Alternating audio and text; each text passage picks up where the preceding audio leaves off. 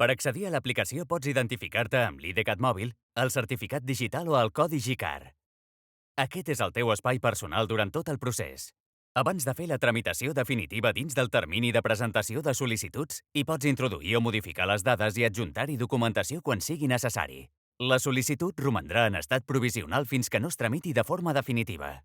Si has treballat al Departament d'Educació o estàs inscrit a la borsa d'interins, l'aplicació recupera la informació que consta al registre de personal docent i aquesta es carrega automàticament en els diferents apartats.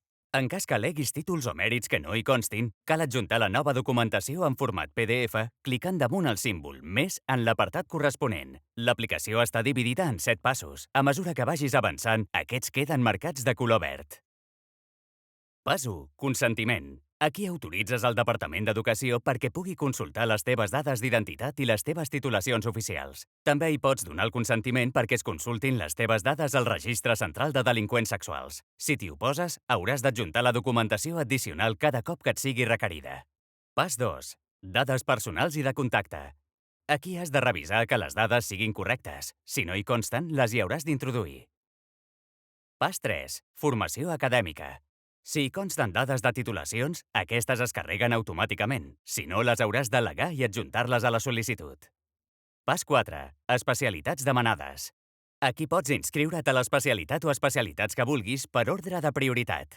Si canvies d'opinió abans que s'acabi el termini d'inscripció, pots eliminar l'especialitat o canviar l'ordre de priorització, sempre que la sol·licitud no s'hagi tramitat definitivament. Pas 5. Mèrits. Com en el cas de la formació acadèmica, l'aplicació recupera la informació que consta al registre de personal docent. Si no has treballat mai al Departament d'Educació o vols al·legar un mèrit que no hi consta, l'hi hauràs d'adjuntar. Pas 6. Autobarem.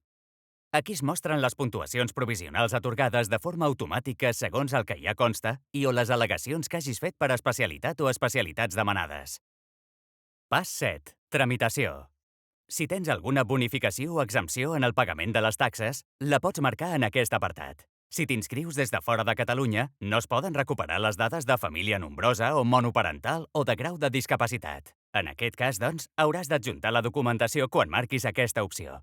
Tot seguit has de fer un clic per marcar les declaracions responsables. A la part inferior apareixerà l'import total corresponent a les especialitats demanades. Si no vols fer cap altra modificació, ja pots clicar damunt el botó Tramita definitivament. Seguidament rebràs un correu amb el resguard de la teva sol·licitud i al cap d'unes hores tindràs la carta de pagament disponible en el teu espai personal.